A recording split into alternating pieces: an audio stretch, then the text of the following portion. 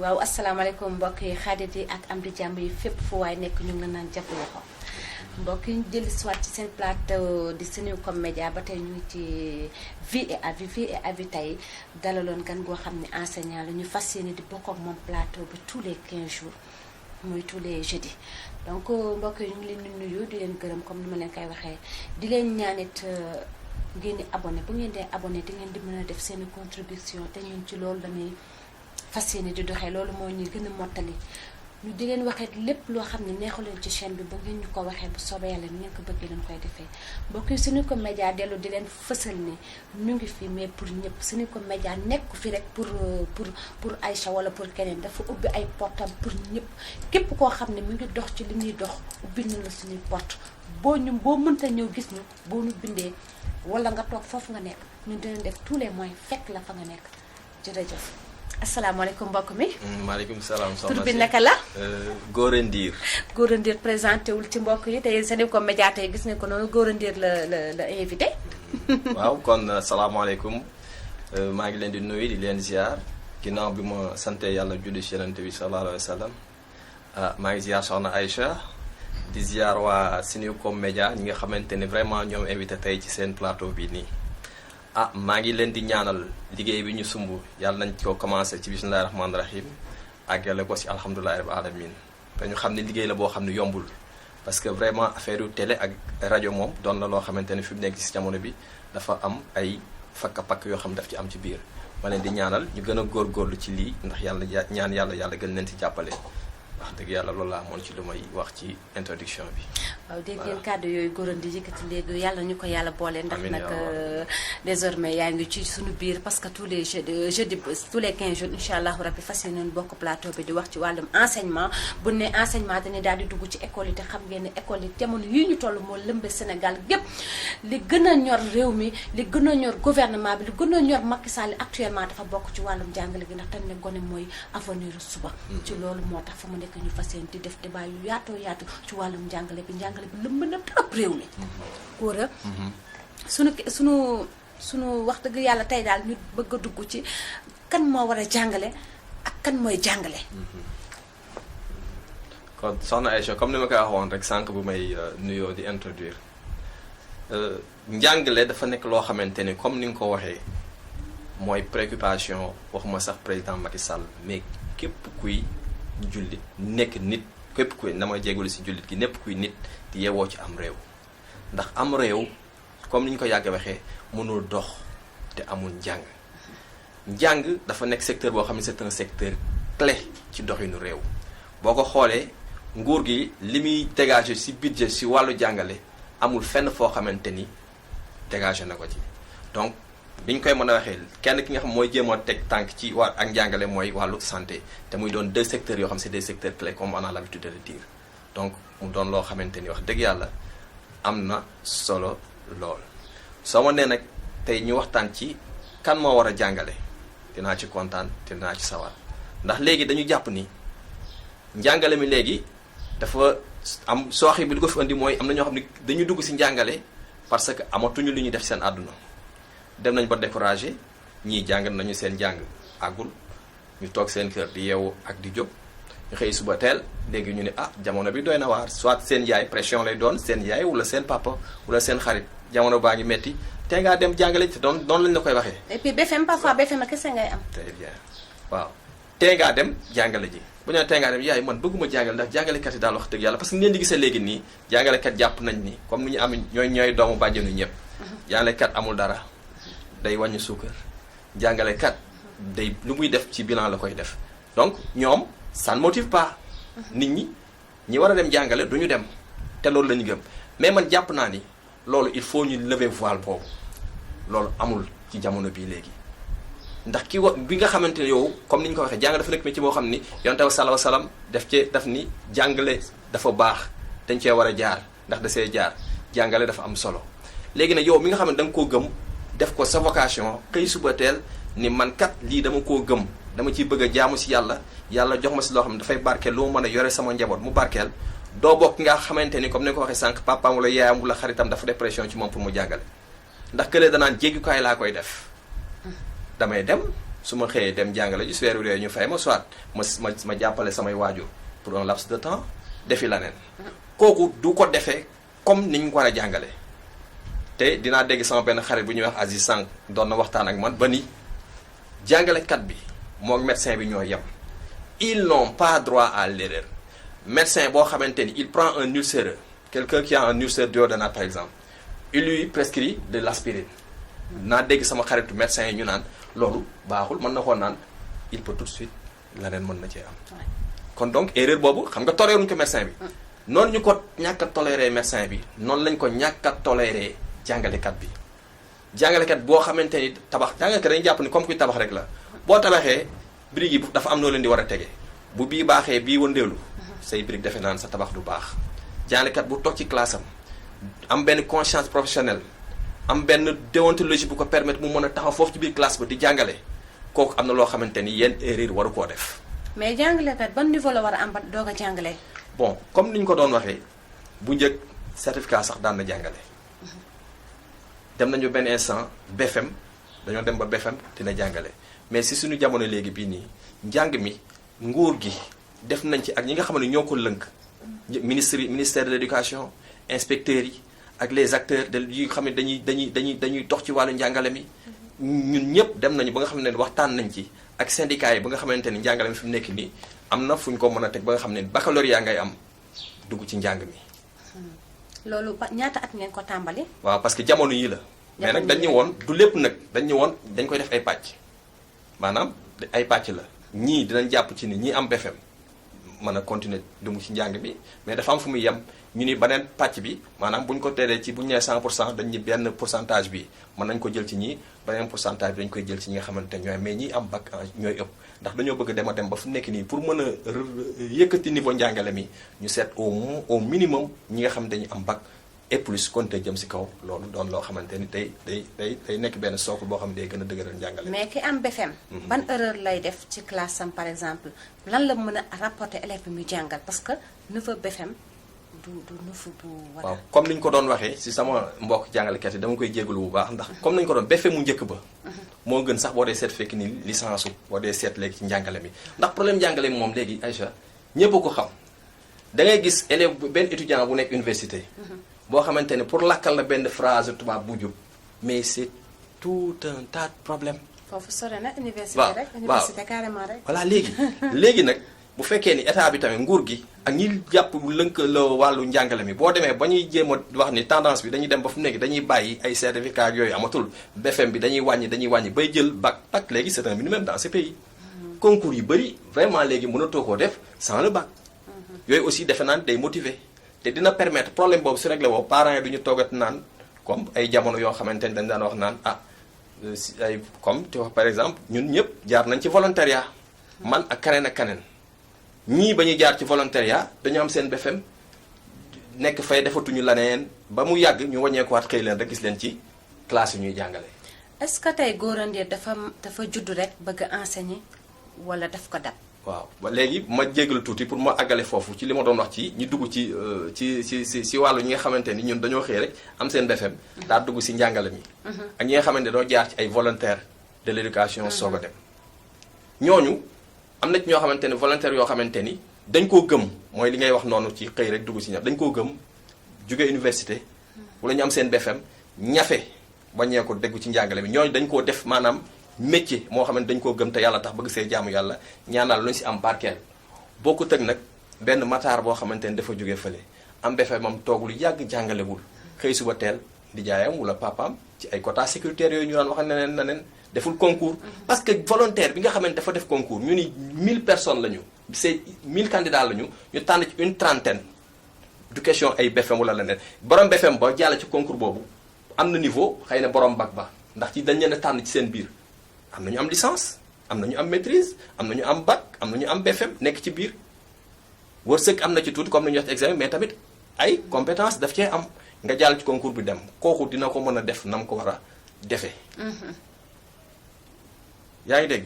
loolu mooy ay jamono dañu daan wax naan mère gerte caaf bi da ngay toog ba si yàgg rek gis ko fi xëy suba teel gis maître gerte caaf mu nekkaat di jàngale. yooyu mu demoon ba nga xamante day indi ay rëq-rëq ak ay saboote ay wax yoo xamante ni te en toute franchise boo ko seetee ba seet ko loolu day niroog moom.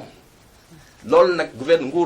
gouvernement bu mu demee ak ñi yor wàllu njàngaleem dañoo dem ba loolu dañ ko fay dem bëgg a jëlee. léegi da ngay def concours école de formation des instituteurs yaa ngi fii nga def sa concours niveau BFM wala niveau bac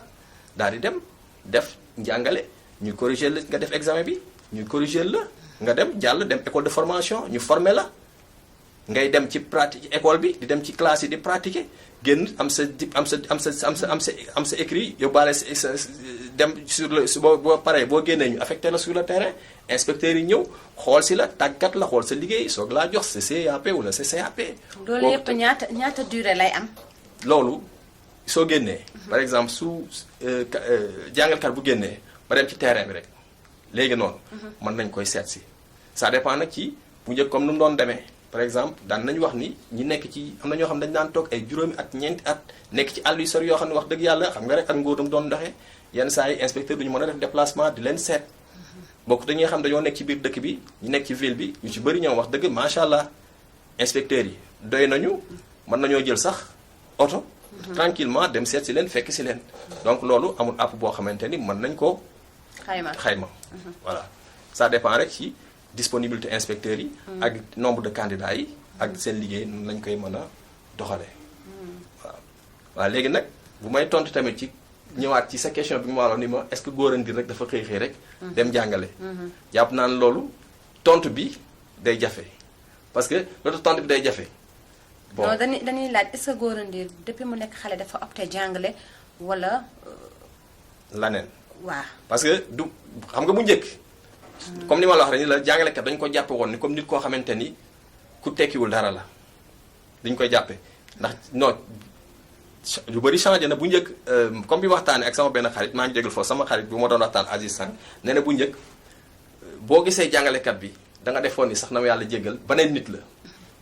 ndaxte considération bu ñu amoon ci moom mooy suñu papa yi daan jàngale. sa maître bu musaanaate seen teg ci mbedd da ngay dugg ci taatu garab bi daw laqatu ci. léegi mu dem ba tendance bi affaire bi changé bu baax. lan moo indi woon loolu. non lan moo li ko indi mooy li ma doon wax sànq rek. xale yi dem nañu ba jàpp nañ ñi léegi jàngalekat yi. seen morom la nu daal waaw seen morom te jàpp nañu sax du ñëpp jàpp nañu fi mu nekk nii ngay gis jàngalekat bu néew ci classe bi jàkkaarloo élèves yi naan leen man lii gëmuma ko xale boo ko wax ni ko gëmuma jàngale bi. wala boo nekkee ci classe bi ni nga war a comporté woo ci xale bi doo def ci moom xam-xam xale bi aussi du am benn respect bi ci yow. parce que aussi jàppoo ne si xale bi droit bi mu yaakaar ne moom la am de trop. taxul mu ñeme trop prof bi parce que parfois dañ lay ne soo ma dóoree dina sama yaay dina la yóbbu police. waaw loolu loo am ni gàllankoor parce que bu njëkk amul woon.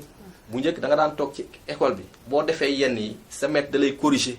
am na maître yoo xam ni comme ni ñu ko daan nettalee dañu daan dem ba ci seen biir kër di la fa fekk léegi xale bi. da ngay ragal a wax sax sa yaay dañ ma dóor tey. waaw si parce que les parents pratiquement fi nekk dañoo jàng ils sont avertis xale bi bu école tijjee dañuy wax maître bi su liiree règlement intérieur bi. dañ ko ciy bind ñun châtiment corporel les châtiments corporels sont formellement interdits amoo droit dóor inspecteurs yi dañ koy tere directeur d'école dañ koy tere te loolu dañ la ko tere la preuve boo ci dóoree xale nag wax dëgg yàlla ba gaañ ko ci tamit lu ci am ëllëg yaa koy ndax bindal nañ la ko tere la ko dafay bokk ci sa affichage réglementaire règlement intérieur bi day nekk sa affichage réglementaire xale bi nga xamante ne xam na ko wax dëgg yàlla bu ko neexee mën na am benn comportement bi ci yow parce que boo ko waxee mën la amoo droit dóor ma nan lay mujj ba finalement maître bi day xaw a ragal bu xale bi jàngalu sa waroon ko corriger dootul yaru dootul am droit te bu loolu jeexee rek parce que xale dañuy wax xamul yàlla mais xam na yar bu loxo maître bi teggee koo ci xale bi caractère maître bi teggee ko ci xale bi jàpp naa ni yar amatul te jàngale nag yamul ci joxe xam-xam rek. foofu xam naa dina fatikaat day nekk beneen émission. voilà très bien ñu yor wàll boobu ba interdit maître ñuy dóor seeni élèves. ñu dugg ci. très bien parce que tamit nekk na inconvénient boo xam ne dafa may trop doole xale bi. xam nga njàng comme ni ma ko waxoon sànq rek jàngale dafa yamul ci joxe xam-xam. mais jàngalekat bi yarkat la d'abord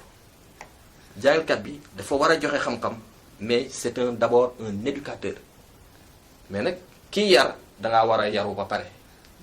am na benn comportement boo xamante ni su ko jàngalekat amee pour ma jéem a anticiper tuuti ci li nga ma doon wax naan ma kan ma war a jàngale.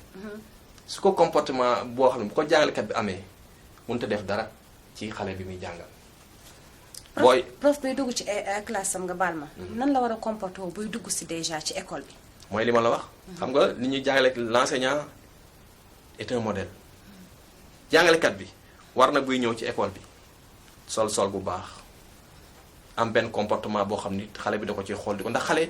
fi mu nekk nii ñun ñu nekk ci boo seet njàngum élémentaire bi xale day roy rek lu mu gis ci yow pour moom day jàpp ni su maître bu ñëwee sol lu bon mu ni dama war a sol lu bon ndax suñu maître moo ko def. ndax dafa am place boo xamante ne daf koy teg bien vrai que affaire yi mi ngi doy na waar trop ci jamono yi léegi ji maître yi yenn élèves yi maître yi xawoon na ma yàlla jégal ci kii yenn élèves dañu leen def morom ci seen comportement. mais teral aussi day roy ci moom su gisee maître bi ñoom benn comportement bi sol lu bon mu ne damaa war a sol lu bon ndax suñu maître moo ko def. su gisee maître watu boo xamante ne war du yoon mu def ko su gisee maître bi xëy suba teel peñewul mais tamit danaan waruma peñewu. su gisee maître bi nekk ci classe bi di saaga wala maître nekk ci classe bi di yor cigarette am di tox mbaa muy def leneen ci biir classe bi bien vrai que ni loolu baaxul. surtout cigarette bi est-ce que loolu interdit nañ ko ci biir classe yi. waroo ko def. ndax sur le plan de la santé sax baaxul ci ñëpp yamuñu xale yëpp am na ñoo xamante ni dañoo feebar ñii dañoo am drépano nga nekk ci classe bi di tox loolu benn maître waru koo def toog ci biir classe di jéem a toxu la ngay def yéen parce que li ñu la wax rek maître bi roykaay lay war a doon ni nga amee sañ-sañu ñëw ci école bi sol yëre yi yiw di wax yu yiw di dox yu yiw xale bi di roy ci kaw ngay mën a def ci moom xam-xam ndax ba xamoo benn affaire Aïcha tey jii maître bu nekkee ci classe bi war na xale bi bu xëyee suba bu nekkee këram yàkkamti suba teel gi dem école ba gis maître am loolu maître moo koy forcer ak ay élèves am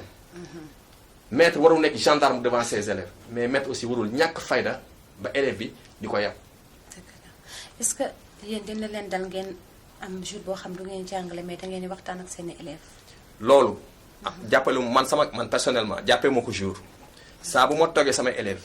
ba jox leen exercice yi ñu war a def ba toog ma nekk ci classe bi dinaa jéem a profité waxtaan ak ñoom mais yenn leçons yi am na leçon yoo xamante ni mais day régler civisme bi comportement les formations des bonnes habitudes yooyu ay leçons la yoo xam ne dañu koy war a def ci classe pourtant nag yenn saa yi problème bi am na maître yoo xam ni dañuy jàpp ni matières yooyu ay matières yoo xamante ni amul yenn solo yi te déedéet ndax loolu mooy tàggat xale bi ci nga mën a waxtaane jaare ba waxtaan xale bi ni ko bii sol bii parce que comme ni nga ko wax règlement intérieur bi da lay tere yenn sol yu bon yi mais bu maître bi ñëwee ci école bi check down wala madame bi ñëw toog ci classe ci école bi check down wala mu sol solom bu dang mais mënu ko tere élève am parce que ki ngay yar yaa ko war a njëkk a yaru da nga yaru ba pare je crois soog a toog di yar keneen. est-ce que dina leen arrivé directeur bi maanaam toog ba ci yàgg gis ni am na prof yoo xam ne normal ñu toog réunion même bu jaree ñu sanctionné leen ñu def ko est-ce que loolu dina leen arrivé yéen. waaw parce que loolu au niveau de l'élémentaire loolu dafa nekk ci cahier de charge du directeur d'école bi. directeur d'école bi ni muy dafa war a saytu liggéeyu jàngalekatam yi ñu ko jox parce que ñoom ñëpp mooy nekk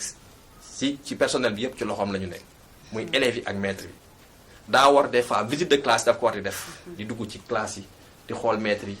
ànd ak yeneen maître équipe pédagogique bi ñu wàññeeku di xool maître bi yow kat tey yow la ñuy seet si indi benn fiche d'encadrement ndax inspecteur bi daf ko du contrôle daf koy def fële mais dañ leen koy jox ñoom ñu yor benn fiche d'encadrement boo xamante ni maître directeur d'école bi am na prérogative yooyu dem dugg ci classe bi xool maître bi xool fu mu amee problème xool fi mu baax génnewaat toog ci bureau ñëw woowaat ko mu toog ak équipe bi mu àndaloon ni ko ah yow kat saytu naa la sànq sa biir classe waaye fii day baax na lool fii des na loolu lépp day permettre à l'amélioration de la qualité de l'enseignement te fa lañ jëm ak benn système bu génn ci enseignement boo xam que l'on appelle le paquet xam naa dina doon beneen waxtaan boo xamante ni dinañ ci jéem a dugg parce que c'est intéressant paquet boobu fi mu nekk nii je crois que ni dina régler sax problème yi yañ doon gis ak démb ak bëkki démb defe naa bu ñu yàlla dimbalee ba ñu appliqué ko bu baax dina dugg na ci année prochaine bu soobee yàlla ouverture bi état bi def na ci ay jéego yu am solo yoo xamante ni paquet bi nañ ci commencé bu baax parce que am na école yoo xamante ni même ñun fële à Medina Fall 2 ñun déjà am na benn plan de travail bu ñu def pour inviter le comité de gestion inviter les ASC ba déjà commencé budgétiser affaire bi ba avec mën a daal taxaw ci jéego yooyu ba système éducatif bi daal ñu gën ko mën a améliorer. mais aussi jàppaloo ne parce que parents d'élèves yi ñu ngi koy saytu fu nekk mais dafa mel ni wuyuwuñu leen mooy benn classe nga gis ci 80 élèves. est-ce que loolu yéen mën ngeen ko superviser. voilà kooku nag problème la boo xamante ni moom wax dëgg yàlla feebar la boo xam ni boo gisee sax léegi ñuy wax naan niveau bi dafa baissé loolu li ko indi ci la bokk. gis nga effectif yu pléthorique yooyu nekk ci biir classe yi yooyu benn nit benn maître wax dëgg yàlla bu nekk dans sa classe bu la nee mën naa taxaw ci biir classe bi di jàngal 80 wala 120 personnes te au moins ak production d'équipe bi nga xam ne au moins war nga def 3 devoirs par jour corriger ko élève bu nekk corriger ko xool fu mu am ay problème nga xam ni kii am na nga pour nga préparer ko ci sa remédiation di constater fee ay acquis di dem fee ay difficultés wax dëgg yàlla loolu yombul ci yenn effectif yi te système double flux bi parents yu bëri dañ koy kaas ndax dañuy wax sama doom day jàng tey toog suba ci ngoon muy soog a ñëwaat te loolu wax dëgg yàlla ci yenn quartiers yi am na quartiers yoo xamante ni effectif yi bariwuñu comme ay fayu wala yenn école peut-être ni mu ko déggee quartiers yu bees yooyu da ngay gis yoo xamante dañuy am sax ay 30 wala 40 personnes wala 25 ci benn classe mais di nga dem ci quartier yoo xam ne fu mel ni ay Médina Fall surtout Médina Fall 2 mais am na effectif 100 benn classe ba am une centaine d'élèves liggéey ba xaw naa metti waaye nag ak équipe pédagogique bi wax dëgg yàlla ci yenn écoles yi ñu ngi ci def ay jéego yoo xamante ni ak corps de contrôle bi les inspecteurs yu ñuy àndal ci liggéey bi ba nga xamante ni loolu daal wax dëgg yàlla dinañ ciy jéem a but ay jéego yu baax mais daal effectif yu yaatu yooyu moom wax dëgg yàlla problème la boo xamante ni te nag wax dëgg yàlla des fois sa doom parent bi dañuy wax ne xale bi bu toll amay âge bi dafa war a dugg école mu ñëw indi ay kayitam dina damaa bëgg a dugg école nga naan nangam ak nangam des fois aussi neexul mais nag wax dëgg yàlla à l'impossible aussi nul ne toni xam naa ne il faut ñu jéem a fexe daal bu loolu moom bu réglé woo problème effectif ci classe yi waaw yokk classe yi yokk école yi solution la waaw yokk école yi yokk maître yi gën leen a tàggat maître yi yokk école yi mais tamit gis nañu erreur bu mag ci comment dire ci jàngalekat yi yoo xam tamit nit ñi ñu ngi koy jooytu fu ne mooy ni da ngay gis élève bu CI yi prof 4e la ñuy dénk classe bi parce que moom du gis jàngalekatam jàngalekat bi mooy jaabante ñëw xool demaat fee loolu ñu bëri ñu ngi koy ñaxtu ce qui n'est pas normal parce que fiche du benn sama yaakaar bon loolu dëgg la yow da nga mel ni Aïcha da nga est-ce que mosoo jàngale sax parce que li ngay wax nii wala nga xam ne tu as été sur le terrain waaw dañuy nekk ci terrain bi te jàng mais c'est vrai xam nga des fois aussi loolu day am ci école yi daaw da nga fi doon ay problème mu redéploiement yi amoon dañuy gis école boo xamante ni dañuy am 4 suppléants wala 5 dem ci école boo xamante ni amuñu suppléant non seulement amuñu suppléant mais am na ci maître yoo xam ne soit jigéen la dañu nekk congé maternité ndax jigéen ñi suñu mbokk jigéen ñi madame yi nag ma jéggal yàlla mooy dogal dañuy jàngale ba si yàgg am lu leen xaw a dab bu leen dabee dañuy toog dañuy am congé kooku seeni droit la congé maternité léegi bu fekkee ne am nga loolu pare nekk amu leen woon suppléant yu doy yoo xamante ni yow boo fa nekkul dinañ mën a jël sa xale yooyu di leen jàngal wax dëgg yàlla loolu doo ngay mën a am te maître ba baax sax wax dëgg yàlla mooy wàññeeku gis xale yee gis ñu ngi ci yenn situation yi wàññeeku classe am di leen fa fekk mais foofu lan mooy rôle directeur bi ci loolu c'est le premier adjoint directeur bi maître bi bu nekkul ci classe bi bu maître absenté directeur bi moo war a njëkk a dugg ci classe boobu te ñoom dañ koy def man de wax dëgg yàlla fu ma ne sama directeur day def danoo dugg ci yenn classe yi lijjanti loolu pour wax ak ñoom mooy premier suppléant bi directeur bi mooy premier suppléant bi mais di nga gis école yoo xamante ni yenn directeurs yi tamit ñoom toppatoo ñu wax dëgg yàlla nañ ma jégal ci wax ci maître bu ñëw ak bu ñëwul soit téye leen foofu xale yi ba 13h ndax bëgguñu leen di génn ñu am benn problème voilà ñu nekk fa nag souvent qu'est-ce qui se passe léegi si kaw taabal yi gaañante andi ay fitna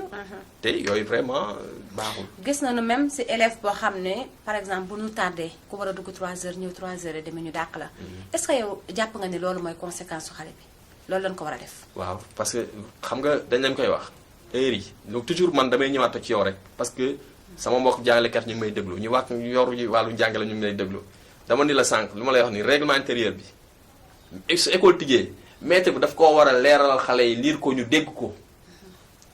mu xamal leen ni heure yi liggéey classe bi le matin heure bi lay tàmbali heure bi lay heure bi lay jeex ngoon gi heure bi la ñu dugg heure bi lay jeex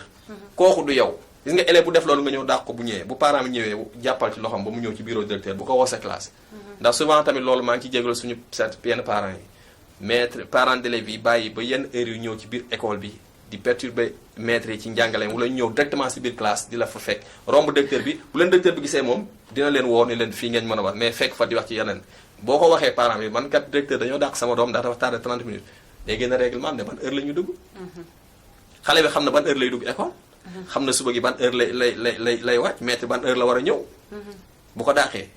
c'est pour le corriger. dëgg la bu parents bi ñëwee ñun ko lii la. boo liggéey moom war naa jël ay précautions ba doomam. loolu ko daloon dootu ko dalaat. dëgg la pour ñu bañ ko daal. mbokk yi ñu ngi ñëwaat léegi donc ñu dem régie ñëwaat léegi à tout à l'heure.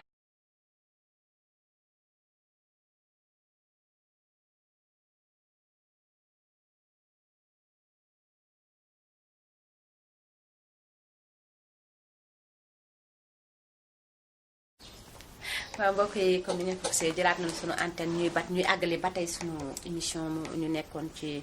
vie et avis tey teraloon gan gu mag mi gan gi muy nekk ci wàllum enseignement ñu ne leen tous les 15 jours bu soobee yàlla dinañ séddoo plateau bi ak moom mi Gora Ndir donc Gora tout à l'heure danoo nekkoon ba tey ci wàllum tardement élèves yi nga xam te ni tardé ngeen leen dàq am na lu bari loo ci développé woon mais ba tey élève bi nga xam ne moom mi ngi tardé di tardé te moo ko tey lu ngi dund ak kooku. waaw parce que comme ni nga ko waxee sànq. je crois que ni comme dama lay yàgg dina tooñ naan la est-ce que dangaa jàngale wala dangaa xam lan moo xew ci kii bi parce que yow xam nga les mots là feebaru njàng mi am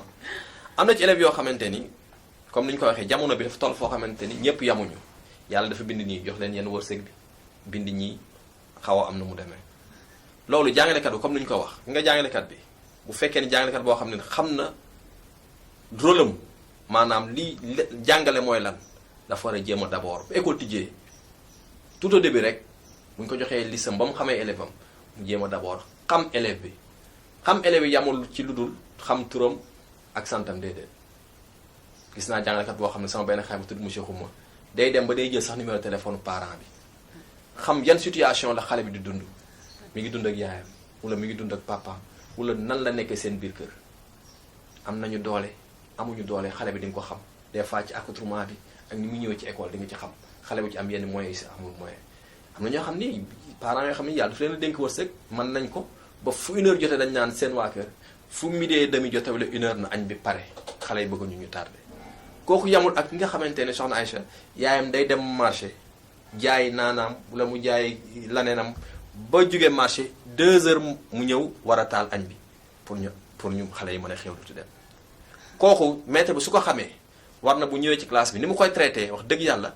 war na ko mën a dimbali tuuti di ko jàppale di ko soññi nag te du bession jàpp du yoon di ko soññi maanaam di ko soññi ci muy gën a góorgóorlu di gën a góorgóorlu di ci tardé ndax tardé baaxul mais terewul nag wax dëgg yàlla maître war naa ko mën a jéem a jàppale bu baax ci lenn am na maître yoo xam ne sax ndeysaan da leen di jaral bu parents bi nangoo ñu adopté élèves yi yóbbu ko seen kër ba tardé boobu mën a jeex ëllëg xale loo ko lebal du ko fàtte te def naa mooy ki nga xam ne ay parents dañuy dem jaayi. waaw ba 2h ñëw. ñuy soog a ñëw. loolu dafa doon yoo xamante ni yu bëri la. comme ni nga ko waxee tamit jamono daal moo tëddee noonu. am na ci xale yoo xamante ni teel a añ mais ñoom ñooy tey di tardé pour nga dàq leen. voilà loolu bari na ñu bëri ñoo xamante ne loolu moo yàq seen jàng xale bu bëgg a bandilu day ñëw bàyyi ba heure bu jot mu ñëw taxaw ci buntu école bi réeral saagam. mbaa mu ñëw def leneen ñëwul ba nga dàq ko boo ko dàqee mu génn wàcc ci yenn koñ yi kamb yi wala dox yi defi leneen ba heure bu jot mu ñëw dugg seen biir kër mais loolu aussi xam nga jàngalekat bi aussi bu nekkee dans sa classe bu heure bu jot moom mu ñëw nekk si yenn yi xale bi bu tardé am na loo xam mënu koo xam mais parents d'élèves yi xale boobu bu ñëwee tey mu tardé nga dàq ko normalement bu subaa maître bi war naa sa ni xale bi kaay ana sa yaay wala ana sa papa kan nga nekkal fekk jéem na koo xam loolu ba pare ba mu waxoo ko mu wàññee ko war nag daal di koy jox leen convocation bu mu ko jox xale boobu boo amoon numéro téléphone am comme ni ñu koy waxee ci léegi xam nga ni léegi affaire yi léegi dafa développé te sorte que téléphone bi léegi koo wootee soo jëlee numéro téléphone nga woo papa nga seet benn xale buy jub boo xam ne du xam ni sax moom yaa ngi jox convocation bi ndax bu ko xam ne élève yow dañ lay carte la duma nga wàññee ko waat jël convocation bi yóbbu ko directeur bi mu signé explique ko problème bi mu signé convocation bi jox la ko nga jox ko benn xale mu jox ko papa mais am na ci parents yoo xam ne ndeysaan bi école tijjee ñu indi seen doom ci école bi buñ fa ñëwaatee ba école tijjiwaatee est-ce que jàpp leen ni côté boobu aussi bu école tijjee da ngeen a war a jël parents d'élèves élève boo ngeen am ci classe bi da ngeen a war a jël seen numéro téléphone boo xam ne au cas où problème am ngeen mën a adresser directement aux parents et puis est-ce que du normal que ngeen di exiger normalement parent bi tous les semaines wala tous les 15 jours parent bi dafa war a jaar ci école bi xam lan la élève bi di liggéey. xam nga loolu mi ngi mel ni nga yor sa benn ginaar rek xëy suba teel soo xëy suba teel ubbi ginaar rek bàyyi ko mu dem bu ñëwaatee 6 heures ngay jël déedéet am na ñoo xamante ne waxuma la seen doom mais seen bant ay soxna ay sax fu ñu ko teg rek seen bët mi ngi ci loolu.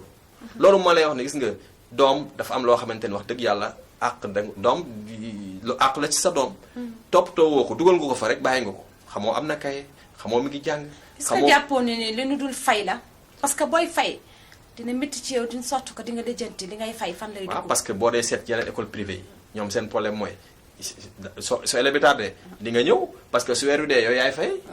te weer wi dee problème ba élève bi amoon yooyu yëpp moom boo ñëwee dinañ la ko mën a wax ñun nag loolu aussi da ciy am handicap la peut-être ci suñu biir te bu ñu xoolee ni mënoo dem it dañ lay dàq. dañ lay dàq nga dem mais xale yi nga xamante ni ñu ci bëri seen dañ naan la tey man de sama jàng dama daan daw jàng su ma ñëwee rek ñu wàcce ma dem sama yaay demul sama papa demul te maître bi aussi au fur et à mesure muy jéem a fexe parent bi ñëw parent bi di bañ a ñëw di bañ a ñëw dem benn instant moo wax dëgg yàlla bu sonnee day toxi te kooku du nekk ci profit wu élève bi du nekk ci profit wu maître bu nekk ci profit parent bi mais tamit góor a waaw gis nañ ni xale yi léeg-léeg dañuy xëy rek jox leen 100 francs wala fukki dërëm ñu dem école duñu sax ndekki. waaw loolu bu dee loolu moom problème la aussi parce que xale aussi tàmmal ko xaalis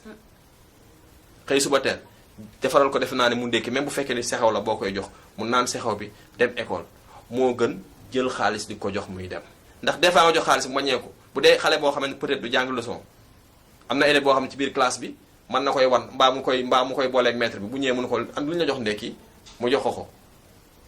du ndékki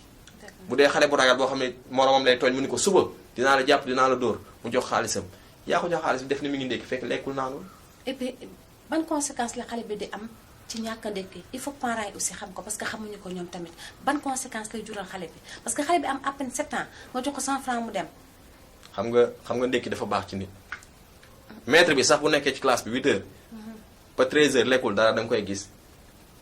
rendement du toll ak maître bi nga xamante ni wax dëgg yàlla dafa jël temps wu xëy suba teel ndékkeem jàpp rawatina te mag la xale bu fekkee ndékku loolu day wàññi xelu xale bi baaxul sax ci xelu xale bi parce que du présent en classe yow yaa ngi wax mais biir boo xiifee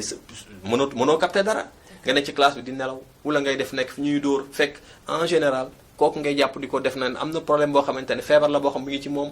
ndékkiwul wala am na yeneen problème yoo xam mi ngi ci moom yoo xamante ni moo waral loolu du la déglu lu mu la bëgg a déglu du la déglu ce n'est pas pour rien que législateur bi daan ni heure yi nag cours yi heure bi lay tàmbali heure bi la récréation bu jeex heure bi la ñuy commencé heure bi la ñuy arrêté c'est pas gratuit loolu day permettre xale bi moom aussi yenn heure mu am nu mu mën a ñam maître bi tamit am nu mu mën a ñam waññeekuwaat jàppaat ay formam ñëw xelam nekkaat ci moom ngay mën a wax mu lay mën di déglu mais ban appel ngay def ci suñu mbokku sunu yaay yi sunu papa yi ak sunu sœur yi ban appel ngay def ci ñoom parce que xale bi dugg école xale bi dal école ak xale bi nga xam ne yàgg naa jàng nan lañ ko war a toppee ñoom parce que am na ñoo xam ne pour ñoom xale bi mag la mën a jàngi c'est pas la peine ban appel ngay def ci ñoom lan moo leen war ci seen diggante yow jàngalekat bi ak parent d'élève bi lan mooy seen lien yéen defe naa ni loolu moom comme ni ñu koy waxee dafa mel ni butitu ndey ak doom maa ngi jégalu ci loolu cordon la boo xam ne daf leen ni genre cordon ombilical la boo xamante ni daf leen a lié maître bi jàngalekat bi wax dëgg yàlla liggéeyam pour mu gën a mën a dox il faut parent bi jàpp ci ndax bu fekkee ni jàngalekat bi xale liy ñam ci classe bi rek doyul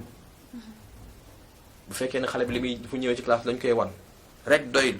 doy na pour moom xale bi du xam dara dafay am suivi ca kër ga suivi weesu dudul sama doom kat ñëw na ci kër gi bindal nañ ko leçon jàng na ko lu mu nekk bu subaa dinaa ñëw sama doom nu mu fi nekkee seet si ko yenn heure récréation 11h nga ñëw ni monsieur diw laay seet gardien bi da leen tijjal nga ñëw dugg ci biir école bi dem ci bureau directeur bi ngeen toog nga ni ko sama doom la nu mu nekkee mu wax la li ci moom jàngalekat boo ko defee loolu moom aussi li nekk ci xale bi comme ni ma ko wax sànq mi ngi doon jël sa numéro téléphone mi ngi xam fooy dëkk ñun des fois dañuy arrivé yenn ñun ñu sol suñu daal dem ba ci benn kër benn élève seet si ko tey ñu ko tey yow lañ seet si woon suñu élève lañ seet si woon profité ci waxtaan na yaay ji wala papa ji ci ay problème xale bi excusez-moi lii dama koy arrêté excusez-moi donc daal si profité wu xam nga sensibiliser parent bi ci nekkinu doomam bu dee bu baax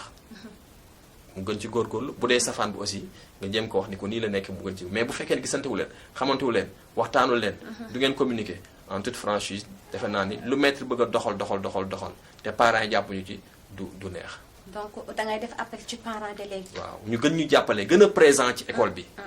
gën a jàppale seen i doom gën a wane seen teewaay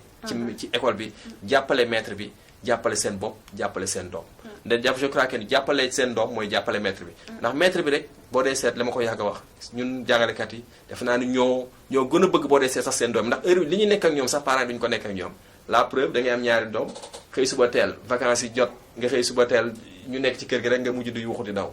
ñun ñi nga xamante ne dañ ci yor une quarantaine ou bien cinquantaine rek. ak la ñuy def ci xale bi wax dëgg yàlla parents yi souvent du ko def ci doom ji ndax amul jotam sax. ñun li ñu nekk ak moom nekk koog moom. donc waaw foofu daal problème la boo xam ne jàppalante daal mooy am ci diggante parent bi ak élève bi waaw. kon gis ngeen ko noonu lu ñu mayoon ci minute dafa mel ni ñu koy signalé mu nekkoon waxtaan wu yaatu te duñu yem fii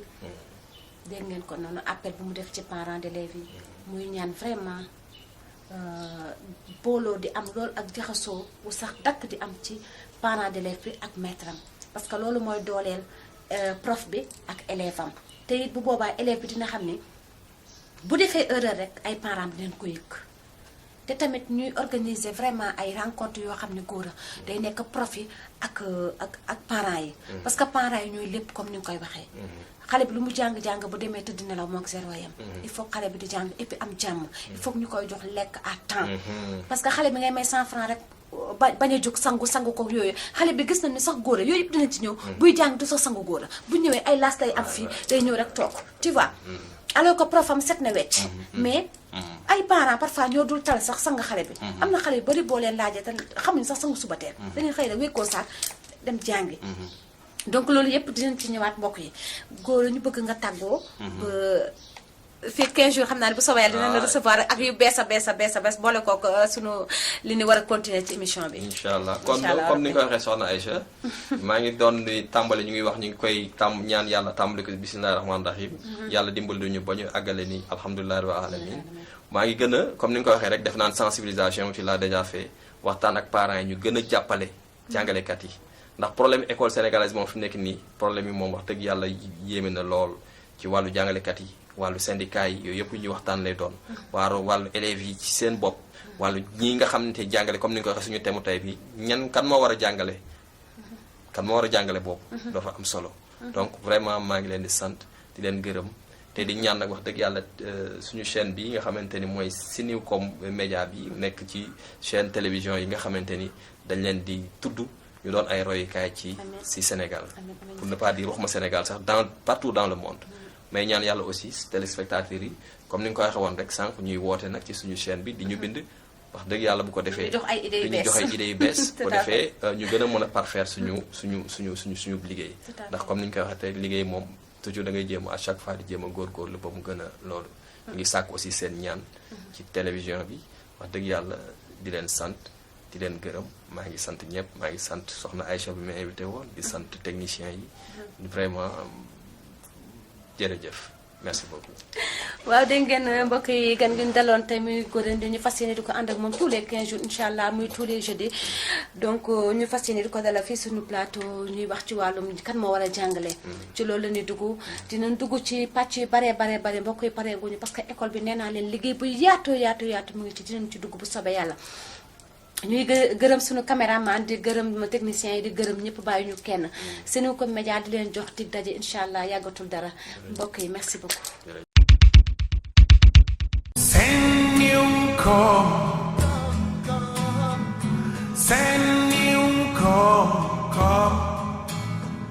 Senucom média